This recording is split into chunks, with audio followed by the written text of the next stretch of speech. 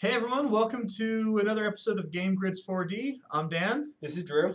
and today we're going to do something a little bit different. We originally wanted to cover a pod deck that Justin Sloan plays, but work things got in the way, so we had another topic we wanted to talk about.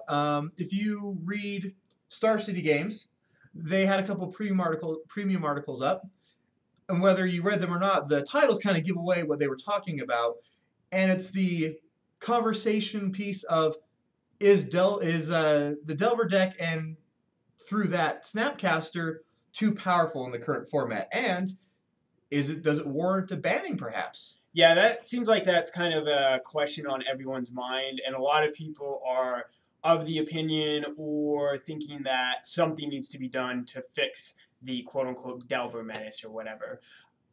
So there's a couple cards that are kind of on the chopping block, the imaginary chopping block. Because nothing's been actually said Yeah, by exactly. Wizards. No. It's speculation of, which was it, a Grand Prix recently or a Pro Tour where the six of the It was actually a Star City Open. Star event. City Open, Yeah. that's right. Yeah, and Six of the top 8 decks were all Delverless, and when I say 6 out of the 8, I mean the top 6 out of the 8 were the Delver decks. Yep, exactly. It was pretty much 1 through 6 were Delverless.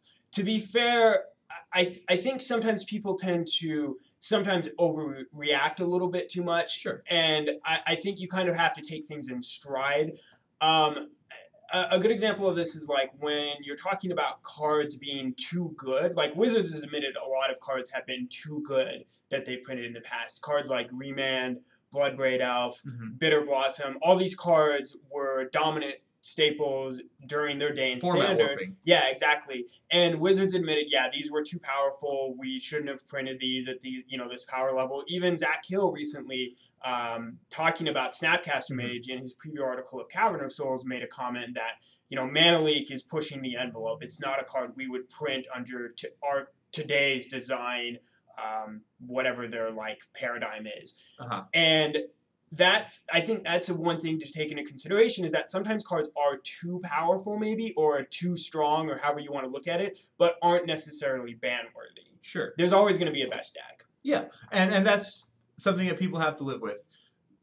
You can play the deck that you like, but one way or another, through performance and seeing how it runs in tournaments, no matter what happens, a deck will be, this is the best for whatever reasons. And if something like a Snapcaster ban happens, another deck will take its place, and there will be a best deck, and maybe it might make the format more diverse. That's something we'll talk about.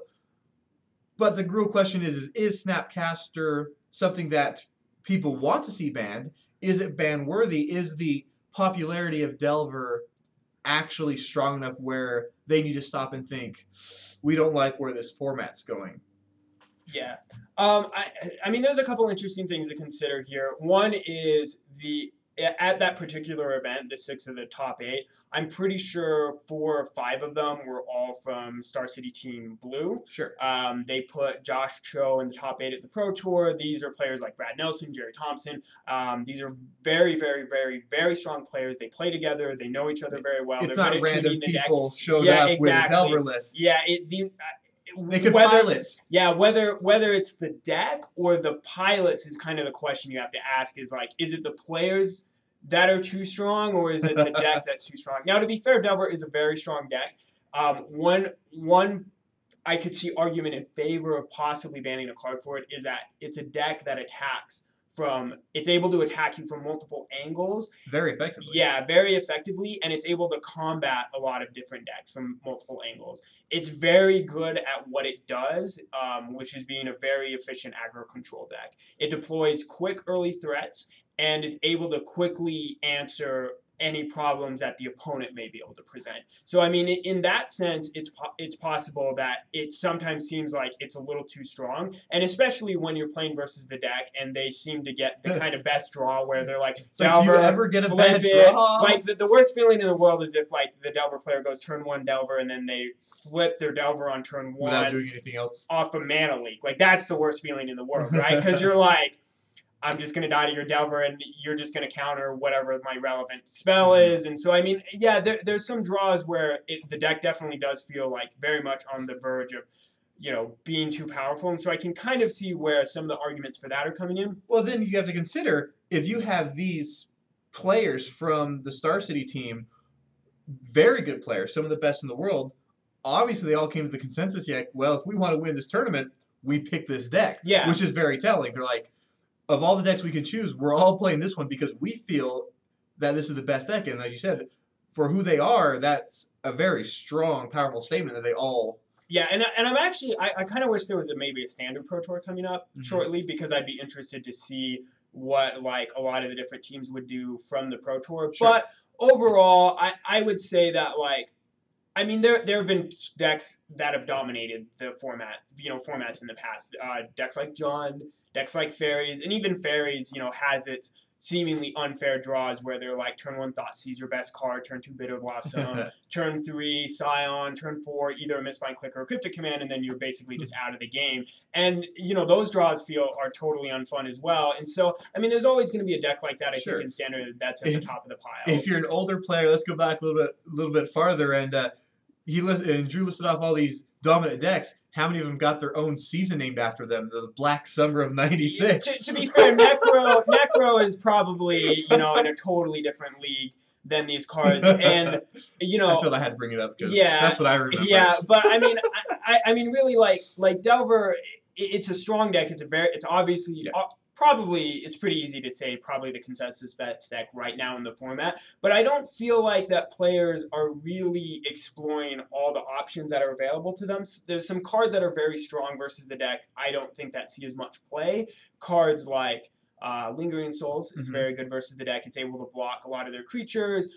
Counter spells aren't very good versus it. You have to have multiple ways to get the creatures out. And if you have any sort of Anthem effect, like an Honor of the Pure or a Favorable Winds even, if any of the decks are playing those, it can be very hard for a Delver deck to break through that. And a lot of Delver decks aren't even playing Sword of War and Peace anymore. Jerry Thompson got 10th at the most recent Star City Open and won the one the week before that playing Sword of Feast and Famine, not even playing War and Peace. So Lingering Souls, I think, would have been fairly strong versus his deck in that But he's to be able fair, to block. we were here in the shop a few days ago watching, I believe, one of the Star City Opens, and the Delver player had a Source of Feast and Famine on the board, and we sat there and were like, well, that was a War and Peace. This can't be over. Yeah, and so, I mean, Delver still has that option available, the ability to play Sword of War and Peace, and that's maybe another telling factor for Delver is that the fact that it's so flexible in not only what it can do in its initial 60 cards in game one, but what it can do after sideboarding is also important as well.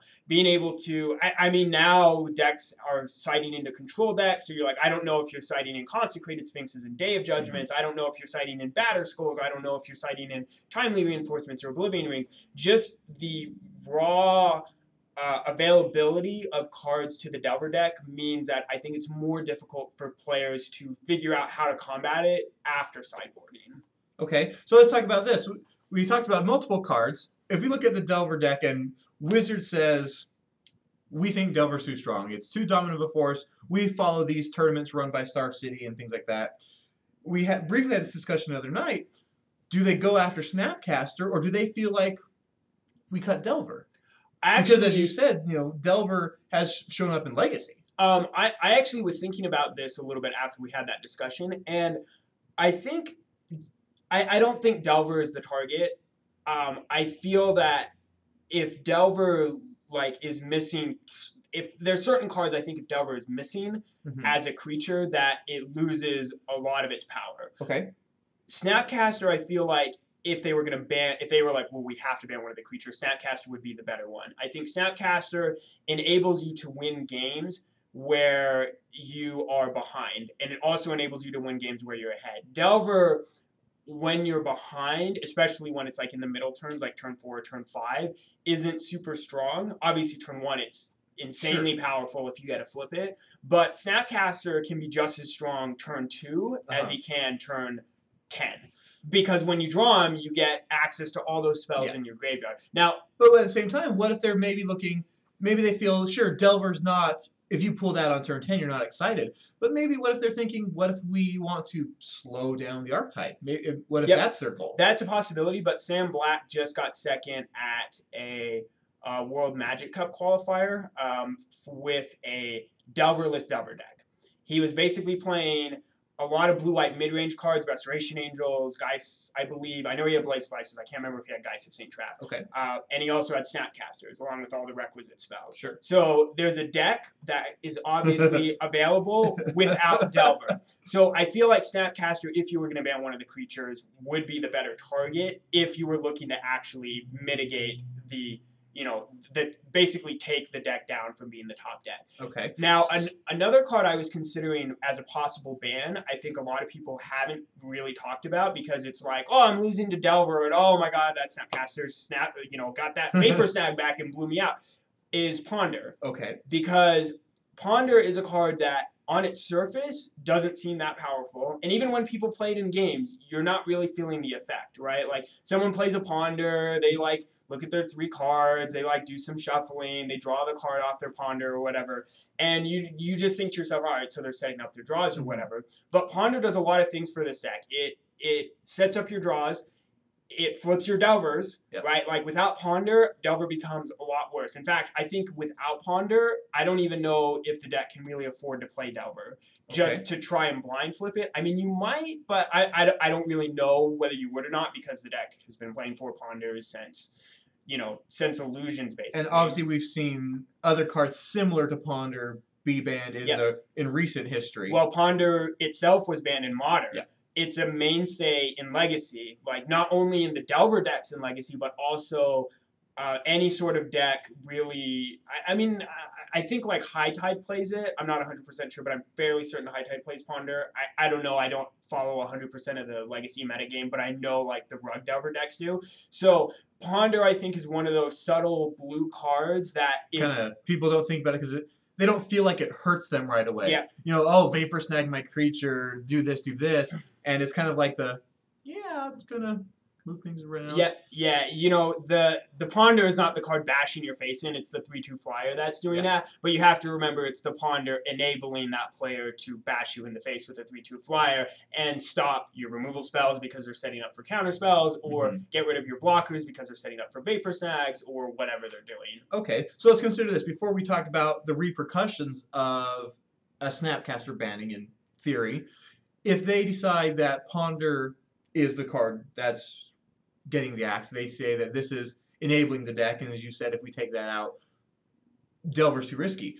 Does the deck still exist? Can they switch to Champion of the Parish? Because, it could be a 2/2 with a Snapcaster. Do they switch to other 1-drops? Does the rest of the deck remain intact without Ponder and possibly without Delver, with Snapcaster flashing back those other great spells like Vapor Snag or Mana Leaks or whatever are timely reinforcements? Yeah, there's some human decks playing Champion, they kind of like to call themselves the best of both worlds because they play Champion of the Parish along with Delver of Secrets and Snapcaster Mage. I thought about it. Yeah, and they play a full complement of Gather the Townsfolk to get those nice early 3/3 champions on turn 2, basically. Yep. But those decks play 4 Ponder as well, and I definitely think there'd be some sort of iteration of that kind of a deck still floating around. It'd probably still be some sort of aggro control deck with Snapcasters and Mana Leaks and Vapor Snags, and maybe still playing Delver, because just the value of being able to flip your Delver is there's games where you just play that guy in turn 1 and you flip him naturally, and he goes crazy. Yeah, goes to town and just kills your opponent. But the problem is that by losing Ponder, I really think the deck, I think it loses a lot of its potency. Okay. Because you lose that important card selection that Ponder gives you. People can keep, a lot of times you can go I have 1 island, a Ponder, and a Delver, and I will snap keep this hand. Honestly, you could look at 3 cards in your opening 7 and be Island, Ponder, Delver. It probably wouldn't matter what the other 4 cards in your hand are, and you would keep it because Ponder lets you set up your draws like that. Mm-hmm. So I definitely think you lose some of that consistency that you get with Ponder, and losing one of your quality spells that Snapcaster can flash back is also another, would be a big detriment to the deck. So if we have this list without Delver or without Ponder and possibly without Delver, is it a competitive deck? Is it good enough to run with zombies or a control deck or a human? Is it still that good, or does it slip below other stuff? Where do you think that would fall in like terms of I how good that deck ends up being? It would still be a deck. Like I said, I don't know if it would be as strong just because you lose that Well, ability to sure, set we're, up we're your banning delvers. cards that Yeah. were considered too powerful, so Yeah. obviously there is some potency Yeah. lost. I think it would still be a deck. Whether it would be like a tier 1 deck still or Mhm. not might be up there. It might lose too much of its consistency and drop down to a tier 2 deck.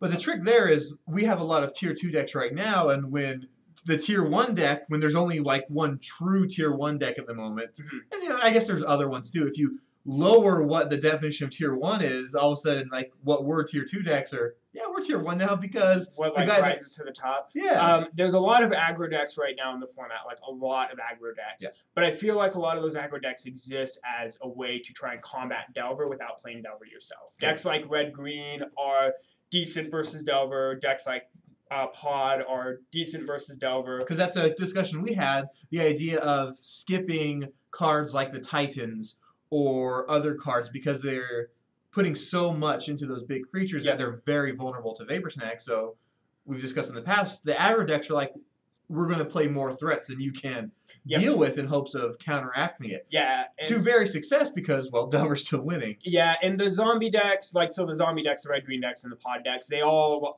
aim to play cheaper threats than like a ramp deck does or whatever. And the nice thing about playing a deck like that in even this current format is that even if you run into a non-Delver deck, you're still an aggressive deck. So you still have a game plan. You know, you still They're are still like, good decks. They yeah, are yeah, good. yeah. I'm still deploying threats. I'm still aiming to finish the game off by just killing you with my efficient guys. So yeah, I think in terms of like where the format would shift, I definitely think that those decks would still exist. They would still be around, but it may be a possibility for other decks to maybe start rising to the top that couldn't before. Decks like possibly some of the bigger control decks. Some of like Frights or Freets, I think is how they say it because it's French, would possibly rise to the top. The one that fills its graveyard up with Faithless Looting and returns an Elesh Norn with an Unburial Rites. Because those decks tend to be possibly weak versus Delver.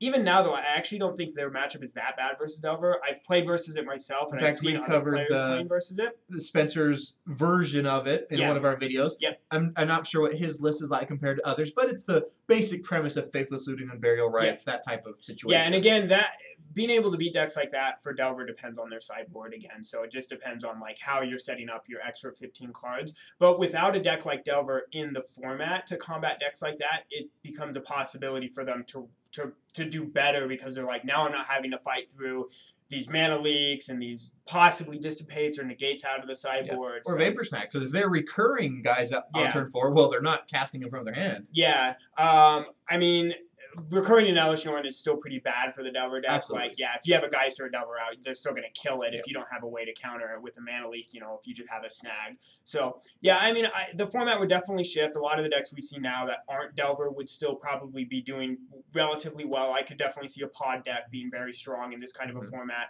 Some of the Freet decks, possibly some of the Esper control decks, which have still been doing well at events and stuff. It's just, you know, people just seem to think that, oh, the Delver Menace, you know, it's like unbeatable or whatever.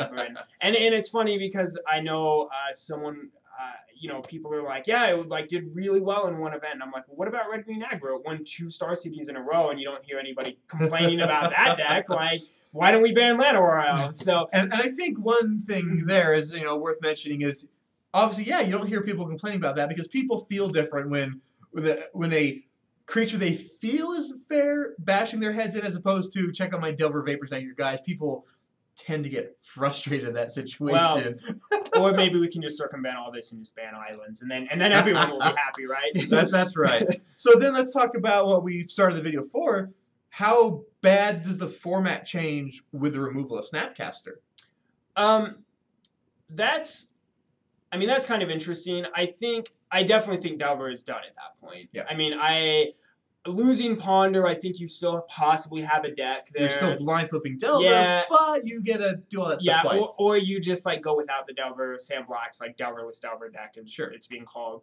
But I think losing Snapcaster, I think you lose a little too much in terms of being a mid-range deck. Or not a mid-range deck, but like an aggro control deck. You lose you lose the ability to flashback mana leaks. You lose the ability to, get rid of your, to get your Vapor Snags. Like fairies, for example, because in a lot of ways, I think Snapcaster Mage is kind of this deck's version of Cryptic Command. Okay. And Cryptic Command was vitally important to the fairies deck. It lets you win races versus aggro decks. It lets you stop a control deck with a hard counter spell. It lets you reset the tempo of a game by like bouncing a creature and countering a guy. I mean, Cryptic Command was so flexible in what it did, and it let a deck like fairies win the matches that it normally possibly couldn't have been able to win without a card like Cryptic Command. Being able to tap all their guys and, win a race that way is really important. And Snapcaster does a similar thing. If you're trying to win a race, you get a Vapor Snag and a blocker. If you're trying to apply pressure, early on, you get a Gitaxian Probe and a Snapcaster Mage. Yep. If you are trying to counter a Titan, you get a Snapcaster Mage and a Mana Leak. So, I mean, Snapcaster Mage, to me, functions very similarly to Cryptic Command in the Fairies deck. It lets you win matches and games that you normally shouldn't be able to because of the flexibility that card offers you. And we see that in even just the matches that we've recorded. It's painfully obvious how effective Snapcaster is what he does. Watching those Vapor Snags come back at our local FNMs, watch some of these videos, you can see how versatile it is, whether it's flashing back a Day of Judgment, killing himself for the sake of wiping the board, looking at your opponent's hand again to net you a card, whatever it is, he's going to have an effect the turn he comes into play, regardless of what happens after that. Yeah. And that's something that people spawned. It was referred to as the Jace test when Jace the Mind Sculptor was around. People felt creatures had to have an immediate impact on the board because Jace was so good that you should is your creature worth casting? Does it pass the Jace test? Did it do something before it got bounced kind of situation? And that's what we see in Snapcaster and in bigger cards like Elesh Norn or some of the Titans. And Snapcaster, no matter what happens, if he hits the board, you get an effect out of it. He has an immediate impact regardless of whether or not it's followed up with a removal spell, whatever it is, he comes into play and he's affected the game. Yeah. Whether Snapcaster is on the same level as Jace, I think. Oh, I'm not saying he is. Yeah, but I mean that's kind of a whole other question whether he is ban worthy, because I guess the question is is a 2/1 body more valuable than a Planeswalker with all the abilities Jace has? And no, I don't think so. I mean, I'm pretty sure him being a 2/1 is far less valuable than just having a Planeswalker is with those kind of abilities. Mm-hmm. But the question, he's vulnerable. Yeah, but the question is is that too good? Is his selection too powerful for the format? And I'm kind of the opinion that ultimately it's not. Okay. Like I said, powerful cards have existed in the past. Yep. I've been talking about Cryptic Command because it does feel a lot like that card. And Cryptic Command's a very powerful card. It does very, impressive things when people cast it. And really the power of Cryptic Command comes in its modal choices. When you watch someone like Paulo Vitor Dama de Rosa play a Cryptic Command, it's going to break your opponent's back. But when you watch someone else, maybe not quite as skilled as, the potential Hall of Famer, play a Cryptic Command, it's not going to have quite the impact that you would expect. A card like Jace, however, it's you can just cast it on turn 4, and almost any effect you choose is going to be so powerful that, it's fairly difficult to mess up with Jace. People can do it. You can make mistakes with Jace just like you can with any card. Sure. But I feel that the fact that a card like Cryptic Command, and I think Snapcaster is more similar to Cryptic Command than Jace, because it's you have to be able to make the correct choice with Snapcaster, and that's maybe why some players are frustrated, is that in the hands of a powerful pilot, in the hands of a skilled pilot, Delver is a very powerful deck and very hard to fight against. In the hands of a weaker pilot, it's going to seem like a deck that doesn't do as much. And so, in that sense, I think that do you feel the skill involved in playing it balances out? Is that a telling sign where you're yeah, you could take this deck and give it to somebody, and not everyone's going to pilot to success? Does that negate how powerful Snapcaster is? I think it's a telling sign, definitely, for the power of the card, right? Someone being able to go, oh, I played a Jace turn 4 and I used one of his effects is, definitely nowhere, I think, near as skill testing as like, all right, I have the Snapcaster Mage. How am I going to use the Snapcaster Mage this game? Whereas Jace, most of the time, you're just like, slam it on turn 4. All right, Do something. I brainstormed, I unsummoned a guy, I used an ability or whatever. And they're all great abilities. Yeah, and there's plenty of cards like that. I think that when they come into play, their effect is so powerful. Cards like Necropotence, because drawing 7 cards is such a powerful effect that, you know, it's hard for somebody to like screw that up, right? Like I'm just gonna draw 7 extra cards or whatever, or an effect, cards like Arcbound Ravager and all the artifact lands from Affinity, when those all got banned, because, you know, the joke was that anybody could pick up an Affinity deck and kill you on turn 3 with it. But a Snapcaster Mage, someone's not going to, you know, they're not going to kill you. They're not going to get an insane amount of card advantage off of it. It probably just feels like, oh, I'm playing versus this really good player with a blue deck of all things, and they're setting the tempo back. They're doing all these things that just feel like I don't know how to. You're not getting blown out per se. Yeah. Sure, you have those draws like you mentioned where you play a Delver and he flips and just goes crazy. Yeah. But like you're saying, Snapcaster, you cast him and the game's not ending that moment. Yeah. Though in the hands of a skilled player, he is setting up that inevitable. Yeah, they're putting themselves in it. When I watch Gary Thompson, whenever I play Delver, and he makes these plays, and I kind of like scratch my head, like, oh, why did he make that play? And 2 turns later, he just wins the game, and I go, he was setting up for that. Like he knew what he was doing with his cards 3 turns ago to set up to win that game, and that's kind of, I think, where those you know those decks come from. But like a player like Gary Thompson's going to do that with almost any deck. Sure. You know, I mean, he's, to be fair, probably maybe a little bit more skilled with a blue deck than a non-blue deck, but he's good players are good players. Yeah, exactly. They get to where they are for a reason. Yeah, he's going to put himself in a position every game, regardless of what deck he's playing, to win that game, and you'll look back 3 turns later and be like, that's why he played that card like that. And it's similar to, you know, people have talked about the strategy involved in Magic, talking about things like chess. You know, a lot of people can go learn to play chess, and you can look at the board and be like, I need to move my rook here, I need to move my bishop here. But the difference comes when those players who are very skilled at chess, they're like, I want to move this here, and in 9 turns, this guy's going over here, and I'm going to checkmate you. Yep. Like when a good player throws their bishop away in the classic bishop sacrifice. That's a great example of when a better player is making a play that doesn't make much sense maybe to a more novice player, but they end up beating you because they made that play, because they knew what they were doing. Exactly. With it. So yeah, that's kind of how I feel about it, is like I would say it's probably not, I don't think that any of the cards need bannings. Cards are going to be rotating out in 6 months. That's true. Down to 5, right? We're pretty close. Yeah. Probably about 5 months now. So yeah, overall, this is me personally, I don't feel like anything needs to be banned in this format. Wizards may feel differently, and they've got ultimately the final say on it. And a lot of people have been walking around saying, oh, this needs to be banned, this needs to be banned. But, I mean, people have been, you know, calling out for banning for cards for, you know, different games at different times, and that always happens. The masses will always call out something. Yeah. And it's, sometimes you'd be like, oh, you're just talking crazy. And sometimes you're like, well, is there validity to that? Yeah. And Wizard obviously makes, you know, I have confidence of them. Obviously, no matter what they develop, cards slip through the cracks. Yep, that happens. It is what it is. You take your R&D team and compare it to the millions of Magic players, you'd be like, yeah, that's good. We probably should have caught that. It's hard for 20 people versus 5,000 or 10,000, or however many, you know, competitive Magic players there are with however many tournaments there are. So yeah, and Wizards isn't there, and they're not scared to ban cards. Yeah. People go and drop $400 on playsets of Jaces. That's cool.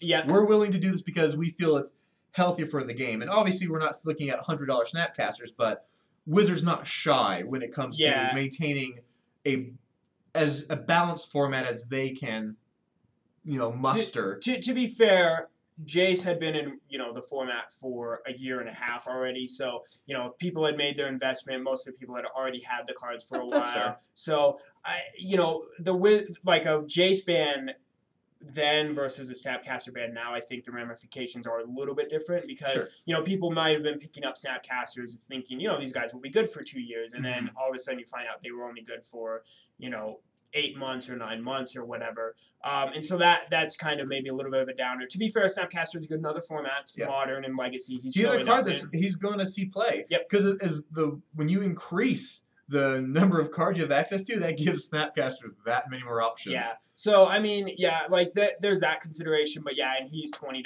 right now, approximately, maybe a little bit more, as opposed to $100 or $120 or whatever Jace was at its height. So yeah, obviously financially, it's not going to be quite as big an impact. Still not fun, losing Sure. $80 or $90 worth of cards. You're not actually losing the value on the cards, though. That is one nice thing because they'll retain a little bit of value. But if people are just playing standard, then it's like, oh, I've had those Snapcasters, so.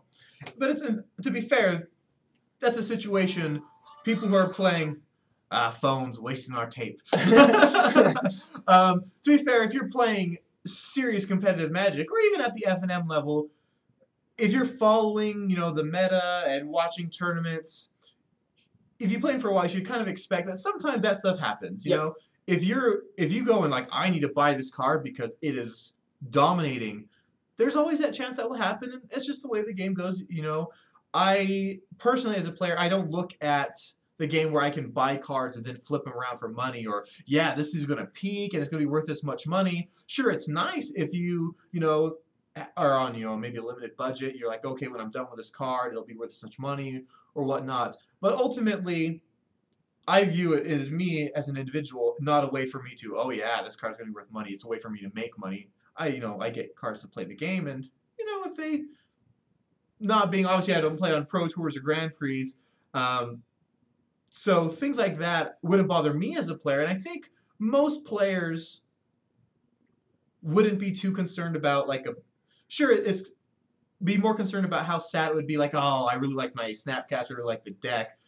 And fewer people would be, oh, the value dropped. Blah. Yeah, I mean, that's something I think Wizards, hopefully, I know when they banned Jace, they talked a little bit about how the secondary market was kind of they felt like was impacting the tournament scene. And when that happens, that's something Wizards, at least from my understanding of reading their banning, was that, that's something we want to be concerned about. That's something we want to consider.